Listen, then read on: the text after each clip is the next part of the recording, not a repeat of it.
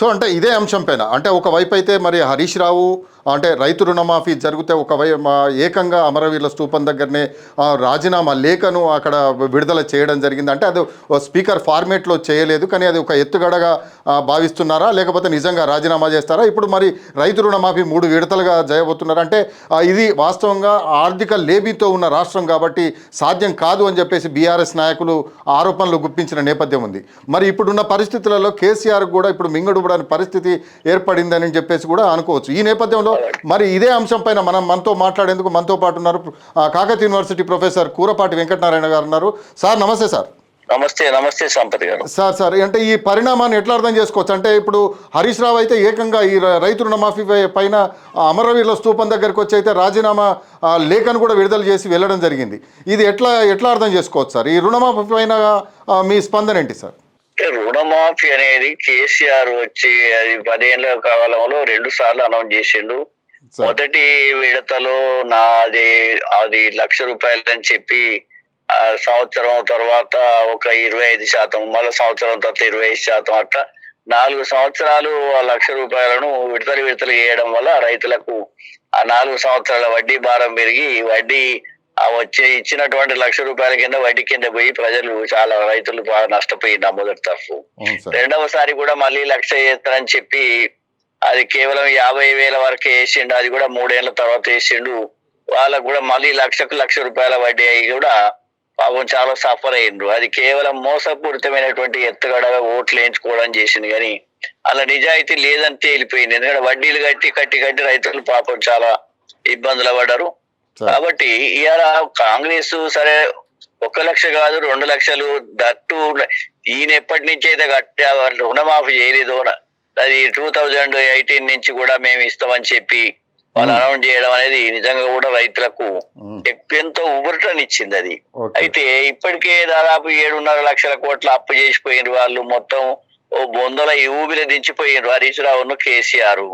అయినా కానీ కష్టపడకుండా ఎన్నో రకాల ఇతర ఖర్చులను తగ్గించుకొని ఆడేడు అప్పులు తెచ్చి వాళ్ళు మేము ఇస్తామని చెప్పారు. కానీ హరీష్ రావు అన్నాడు, మీ నుంచి కాదు, మేము అట్లా ఆర్థిక వ్యవస్థ చాలా సంక్షోభంలో ఉన్నది కదా, ఇయ్యలేరు మీరు, ఛాలెంజ్ మీరు ఇచ్చినట్టు ఎదురుంటే నేను రాజీనామా చేస్తానని ఆయన అన్నాడు. సరే ముఖ్యమంత్రి గారు కూడా ఆ ఛాలెంజ్ ని స్వీకరించి తాను సరే ఎట్లా కాదో చూస్తానని చేసి సరే గత 4-5 నెలల నుంచి ఎక్సర్సైజ్ చేసి దానికి 2 లక్షలకు ఒకేసారి అంటే ఒక 30 గంటల లోపల ₹2,00,000 21,000 కోట్ల రూపాయలు ప్రతి రైతుకు మాక్సిమం 2 లక్షల వరకు మాఫీ చేయడానికి వాళ్ళు నిర్ణయించి మళ్ళీ అందులో కూడా వాళ్ళు రైతులతోటి మాట్లాడి రైతు రుణమాఫీ విషయంలో కానీ అదే విధంగా ఈ రైతులకు ఇచ్చేటువంటి భరోసా గాని ఎలా ఇవ్వాలనేది రైతులతో మాట్లాడడం జరిగింది. ఏదో ఎక్కడో ప్రగతి భవన్లో కూర్చొని ఆయన చేసినట్టు కాకుండా వీళ్ళు ప్రజలతోటి మాట్లాడి చేయడం జరిగింది. అయితే ఇక్కడ నైతికంగా హరీష్ రావు మరి ఎన్నో విషయాలలో కూడా ఛాలెంజ్ చేస్తుంటాడు కదా, నైతికంగా మరి ఏం చేయాలంటే ఆయన తప్పకుండా ఆయన మన స్పీకర్ దగ్గరికి పోయి దాని ప్రొఫార్మా తోటి స్పీకర్ గారికి అమలు చేసి రేపటి నుంచి నేను ఏ అసెంబ్లీకి రాని ఏం లేను, ఇది ఫైనల్ అని ఆయనే దాన్ని ఎలక్షన్ కమిషన్ కు కాపీ పంపాలి, ప్రెస్ కోడ్ పంపాలి. అట్లా నిజాయితీ ఉంటే అలా చేయాలి, కానీ ఏదో ఫార్మాలిటీకి ఒక కాగితం తీసుకొని నేను రాజీనామా చేస్తానని చేయడం అంటే ఇది ఒట్టిదే ప్రజలను మభ్య పెట్టడానికి చేసేటువంటి కదా. ఇటువంటి రాజకీయాలు చేయకూడదు. ఎందుకంటే ప్రజలను ముందు మీరు ఛాలెంజ్ చేసినప్పుడు ఆ ఛాలెంజ్ ని స్వీకరించి చేయాలి. ఏమైతుంది మళ్ళీ ఒకసారి ఎలక్ట్ అవుతావు.